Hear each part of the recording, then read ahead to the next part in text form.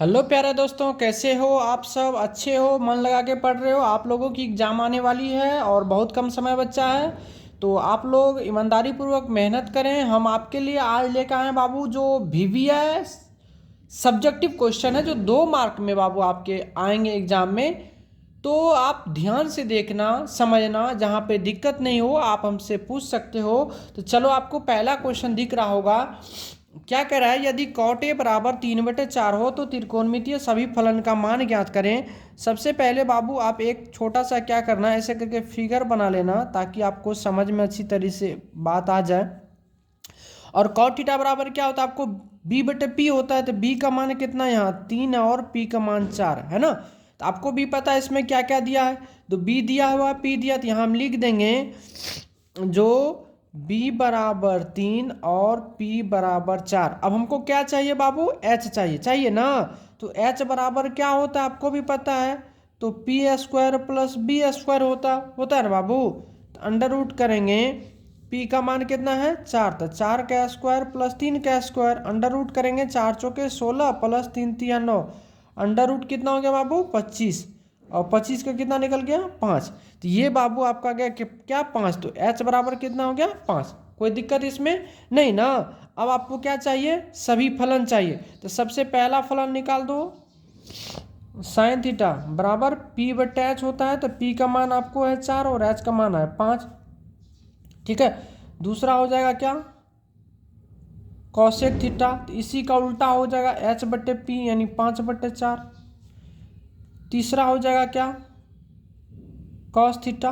तो cos theta बराबर क्या होता है? b/h। तो b का मान आपका बाबू है 3 और h का मान है 5। और इसी का उल्टा हो जाता है, कॉस का उल्टा क्या होता है? Sec theta. तो सेक थीटा बराबर h/, क्या होता है? b। तो 5/, हो जाएगा क्या? 3। अब पांचवा हो जाएगा क्या? Tan theta. टेन थीटा बराबर क्या होता है बाबू? p/b। तो p का मान कितना है? 4 और b का मान है 3। बस यही चीजें आपको क्या कर रहा था? ज्ञात करने के लिए। आई बात समझ में बाबू? आ जाओ, अब अगला क्वेश्चन पे चलें। चलिए, अगला क्वेश्चन क्या कर रहा है, देख लो बाबू। क्वेश्चन लिखा हुआ है, किसी चक्रीय चतुर्भुज के आमने सामने का कोण 4:5 के अनुपात में है तो कोणों का मान ज्ञात करिए। तो सबसे पहले एक बात हमेशा याद रखना बाबू, ये जो चक्रीय चतुर्भुज होते हैं ना, तो चक्रीय चतुर्भुज के आमने सामने आमने सामने के कोण का योग कितना डिग्री? 180 डिग्री होता है। ठीक है बाबू, कितना होता है? 180 डिग्री होता है। तो आप यहाँ लिख देना, माना कि अनुपातिक कोण बराबर x। तो पहला हो जाएगा कितना? 4x। दूसरा कितना हो जाएगा? 5x बराबर कितना? 180। कोई दिक्कत? तो 5 4 कितना हो गया? 9x। 9x बराबर 180। तो x बराबर क्या? तो 9 9 18 यानी 20 डिग्री। हुआ कि नहीं? 20 डिग्री। तो यहाँ से लिख सकते हो पहला कोण बराबर हो गया 20 × 4 यानी कितना? 80 डिग्री। और लिखोगे यहाँ से दूसरा कोण 20 × 5 यानी कितना? 100 डिग्री। यही आपका आंसर हो गया। बात समझ में आई? अब आ जाओ, अब अगला क्वेश्चन आपको दिख रहा है। क्या कह रहा है? दो वृत्तों की त्रिज्या क्रमशः 14 सेंटीमीटर तथा 7 सेंटीमीटर है। तो उस वृत्त की त्रिज्या ज्ञात करें जिसकी परिधि इन दोनों वृत्त के परिधि के बराबर है। ठीक है। तो मान लेंगे, माना कि, ठीक है, माना कि उस वृत्त की त्रिज्या r है। ठीक है। तथा इन दोनों वृत्त की त्रिज्या r1 एवं r2 है। ठीक है। तो यहाँ से हम करेंगे अकॉर्डिंग टू क्वेश्चन। तो वृत्त की परिधि बराबर क्या होता है? 2πr होता है ना। तो क्या करा, उस वृत्त की परिधि ज्ञात करें जिनकी परिधि इन दोनों वृत्त के परिधि के योग के बराबर था। मान लेते हैं दूसरा ये नया वृत्त का परिधि क्या होगा, 2πr बराबर क्या होगा, दो छोटा वृत्त की त्रिज्या वृत्त की परिधि, तो हो जाएगा क्या 2πr1 प्लस 2πr2, ये नहीं होगा। अब यहाँ से देखिए आप 2π सभी में क्या आ रहा, कॉमन आ रहा है, 2π अगर लीजिएगा तो यहाँ से r हो जाएगा, यहाँ से 2π अगर करेंगे तो यहाँ से r1 प्लस r2 निकलेगा, ये ना, ये दोनों खत्म हो गया, यानी r बराबर हो गया r1 प्लस r2, हुआ कि नहीं। अब इसमें मान रख दीजिए, तो r बराबर r1 का मान कितना है 14 प्लस r2 का मान है 7, तो कितना हुआ 21 सेंटीमीटर। ये नया वृत्त की आपको क्या हो गया, परिधि हो गया। आई बात समझ में कि नहीं, ठीक है, आ जाओ।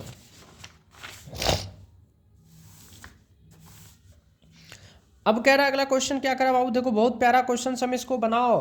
क्या करा, एक लंबवृत्तीय शंकु का आयतन 100 पाई घन सेंटीमीटर, उसकी ऊंचाई 12 सेंटीमीटर है, तो तिर्यक ऊंचाई ज्ञात, ठीक है। तो अब एक चीज बताइए, सबसे पहले बाबू शंकु का जो आयतन होता है, शंकु का आयतन वो क्या होता है, तो 1/3πr²h, यही नहीं होता है, लगा दीजिए, तो 1/3πr² बराबर 100 पाई, पाई से पाई ऑलरेडी खत्म हो गया, तो 1/3 r का मान तो नहीं दिया है, दिया है नहीं दिया, r², और h का मान कितना दिया हुआ है 12 बराबर कितना 100। अब देखिए 3 चौके 12, 4 से काटेंगे तो कितना हो गया 25। जब r² बराबर निकल गया 25, तो r बराबर कितना 5 सेंटीमीटर, है कि नहीं। r का मान कितना निकला 5 सेंटीमीटर। आपको भी पता है जो शंकु की तिर्यक ऊंचाई बराबर √ होता है h² प्लस r², तो लगा दीजिए l बराबर √ h का मान कितना है बाबू, h का मान है 12 का स्क्वायर प्लस 5 का स्क्वायर, √ हो गया 144 प्लस 25 √169 इजकल टू कितना 13 सेंटीमीटर। ये आपका आंसर हो गया। कितना आसान है ना। तो इस तरह से आप बना सकते हो, है कि नहीं। चलो, क्वेश्चन लिखने में थोड़ा वीडियो लंबा हो जाता था, इसलिए हम क्या किए क्वेश्चंस को पहले ही लिख दिए। ठीक है बाबू। कह रहा गुणनखंड विधि द्वारा द्विघात समीकरण इतना के मूल ज्ञात करें। तो क्या है x² माइनस का बाबू है 3x माइनस 10 इजकल टू क्या 0, है ना। तो सबसे पहले यहाँ देखिए x² का गुणांक 1 गुना 10 कितना हुआ, 10 को 2 भाग में तोड़ना। इसको जब आप तोड़ेंगे तो 10 को करेंगे तो 2 गुना 5, 5 2 कितना हुआ 7 आ रहा है ना, ये ठीक है। अब यहाँ से हम लिखेंगे इसको x² माइनस का x² माइनस का 2x प्लस का मिस कर दे क्या, x² माइनस का प्लस का 2x माइनस का 5x माइनस 10 इजकल टू क्या 0। आई बात समझ में। अब देखिए अब ये हो गया मेरा x² plus 2x minus 5x minus 10 बराबर 0। अब इसमें x कॉमन आ जाएगा तो x प्लस क्या होगा बाबू 2, इसमें 5 कॉमन आ जाएगा तो यहाँ पे हो जाएगा x प्लस 2 इजकल टू 0। ये हो गया x माइनस 5 इंटू हो गया x प्लस 2 इजकल टू 0। अब गुणनखंड हमको निकालना है तो एक बार x माइनस 5 इजकल टू 0 करेंगे तो x बराबर हो गया 5, ठीक है। एक बार x प्लस 2 इजकल टू 0 करेंगे तो x बराबर कितना हो गया -2। तो अब यहाँ से लिख देंगे अतः मूल यानी क्या x बराबर हो गया -2 और 5, ये आपका आंसर हो गया, है ना। ये बात समझ में आ जाओ। अगला क्वेश्चन कह रहा है समांतर श्रेणी इतना के 18वें पद का मान ज्ञात करें। तो सबसे पहले एक चीज बताइए, प्रथम पद कितना हो गया 1, सार्वंतर कितना हो गया तो 4 - 1 इजकल टू 3 और n बराबर कितना हो गया 18। तो nवें पद बराबर क्या फॉर्मूला होता है बाबू बोलिए, A plus N minus one into D. तो हमको कौन सा निकालना है, टी 18वां, 18वां पद निकालना है। तो ए का मान कितना है 1 प्लस 18 माइनस 1 और डी का मान है 3। तो ये हो जाएगा 1 प्लस 17 गुना 3 इजकल टू 1 प्लस 17 दिया 51 1 52। ये आपका आंसर हो गया। ये बात समझ में क्या, यहाँ तक कोई दिक्कत नहीं ना बाबू, आ जाओ। अब आपको क्वेश्चन दिख रहा होगा यहाँ, है ना। क्वेश्चन क्या करा, सिद्ध करिए। जब इस टाइप का सवाल देखे बाबू तो कुछ नहीं करना, आपको क्या करना है, हर परिमेयकरण कर देना है। तो 1 प्लस क्या है साइन ए बट 1 माइनस क्या है साइन ए, ऊपर नीचा कर दीजिए 1 plus sine A but 1 plus sine A. अब ये देखिए ऊपर में क्या हो गया 1 प्लस साइन ए का होल स्क्वायर बट नीचे में 1 माइनस साइन स्क्वायर, ये ना हो गया। अब अगर देखिएगा एक स्टेप आगे ले चलिएगा तो ये क्या हो जाएगा 1 प्लस साइन ए बट ये हो गया अंडर रूट क्या 1 माइनस साइन स्क्वायर क्या होता है कॉस स्क्वायर ए होता है ना। अब ये हो गया 1 प्लस साइन ए बट क्या कॉस ए, कॉस स्क्वायर ए का वर्गमूल क्या हो कॉस ए। अब इसको आप ऐसे लिख सकते हो 1 but cos A plus sine A बटे कॉस ए। जब भी इस टाइप का सवाल आ जाए तो हर परिमेयकरण का 1 बटे कॉस ए क्या होता है बाबू सेक ए, और प्लस साइन ए बटे कॉस ए क्या होता है टेन ए। ये हो गया आपका आंसर प्रूव।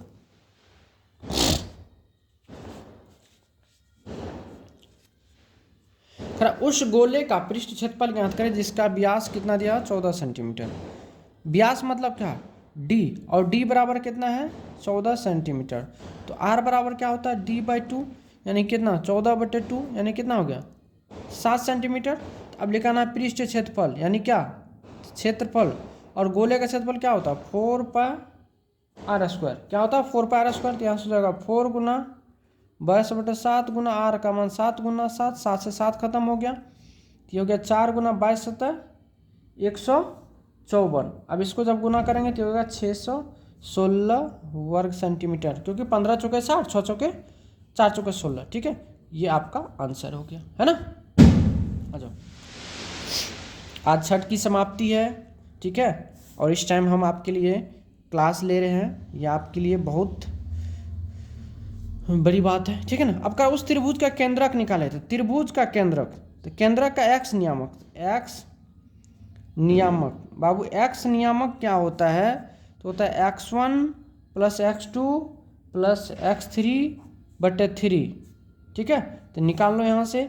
x1 का मान है 3 प्लस x2 का -7 और प्लस x3 का मान है 10/3। 10 3 13 में से 7 का कितना बचा 6, 6/3 इजकल टू 2। अब y नियामक निकाल लो। y नियामक क्या होता है y1 plus y2 plus y3/3। तो y1 का मान कितना है -5 प्लस 4 -2 बटे कितना 3। 5 2 7 में से 4 का कितना हो गया बोलिए, तो -3/3 यानी कट के क्या गया -1। अब लिख देंगे अतः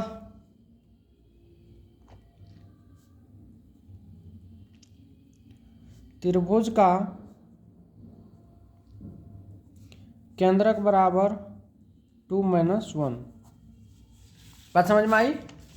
चलिए एक बहुत प्यारा सा लास्ट क्वेश्चन आपके लिए है, कर प्रथम 5 समप्राकृत संख्याओं का योग माध्य ज्ञात करें। ठीक है, तो सबसे पहले लिख लीजिए प्रथम 5 सम संख्याओं 2 4 6 8 10 हो गया। अब इसका क्या निकला माध्य। माध्य बराबर क्या होता है कुल संख्या का योग बटे कुल संख्या, है ना। अब यहाँ से करिएगा तो आप हो जाएगा 2 + 4 + 6 + 8 + 10 बटे कितना 5। ये टोटल हो गया कितना 30/5 यानी कितना 6। ये आपका आंसर गया। तो मेरे प्यारे बच्चों क्लास 10th में जो भी अभी पढ़ रहे हो मन लगा के पढ़ो, आगे आपकी एग्ज़ाम है और अगर आप अच्छे तरह से मेहनत करते हो तो आपको कोई भी तरह की दिक्कत नहीं हो। आप हमारा जो भी वीडियो हम डालते हैं आप फॉलो करते जाओ। आपका जो है 100 में 100% मार्क नहीं आया तो आप बता देना ओपी सर आपका क्लास मैंने किया था और हमें 100 में 100% नहीं आया, ठीक है। लेकिन हाँ, आपके पढ़ने में ईमानदारी और मेहनत दोनों होना चाहिए, ठीक है। तो दोस्तों यहीं तक आज का सफ़र है हम लोग का, फिर हम मिलते हैं नेक्स्ट वीडियो में। धन्यवाद।